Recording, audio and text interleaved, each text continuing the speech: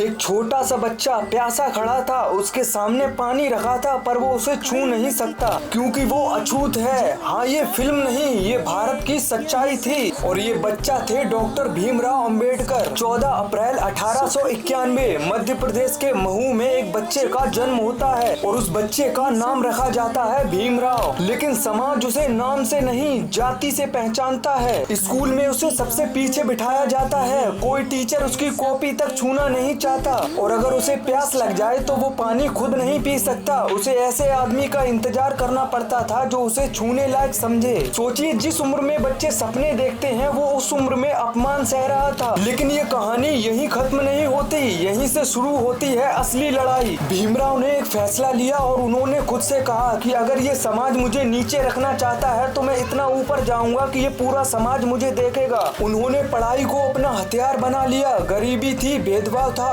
पर इरादा उससे भी बड़ा था। और फिर एक दिन वही लड़का पहुंचता है दुनिया के सबसे बड़े विश्वविद्यालय में, Columbia University, London School of Economics, जहां लोग उसे उसके नाम से जानते थे, ना कि उसकी जाति से। पर असली कहानी अभी बाकी है, क्योंकि अंबेडकर सिर्फ अपने लिए नहीं पढ़ रहे थे, वो एक मिशन पर थे। वो सिस्टम को तोड़ना चाहते थे जिसने उन्हें बचपन में तोड़ा था। 1927 में एक जगह महाड़ में एक तालाब था जहाँ पर दलितों को पानी पीने की इजाजत नहीं थी और वहीं अंबेडकर खड़े थे महाड़ सत्याग्रह पर। वहाँ पर वो सिर्फ भाषण ही नहीं देते, वो उस तालाब पर जाते हैं और पानी पी लेते हैं। हाँ, वही पानी जिसे दलितों का छूना भी गुनाह माना जाता था। उस एक घूंट ने पूरा सिस्टम ही हिला दिया। अब वक्त बदल रहा था। 1947 में भारत आजाद होता है। अब देश को चाहिए था एक ऐसा इंसान जो सबको बराबरी दे सके। अब इतिहास का सबसे बड़ा ट्विस्ट देखिए, जिस इंसान को कभी बराबरी नहीं मिली उसी इंसान को कहा गया आओ और देश का कानून लिखो, और वो था भारत का संविधान। अंबेडकर ने ऐसा संविधान बनाया जहाँ पर कोई ऊंचा या नीचा नहीं है, सब इंसान बराबर हैं। ये सिर्फ कानून नहीं था, ये जवाब था उन सालों का जो उन्होंने अपमान में बिताए थे। लेकिन उनकी सबसे बड़ी ताकत क्या थी? उनकी सोच। अंबेडकर कहते थे कि शिक्षित बनो, संघर्ष करो और संगठित रहो।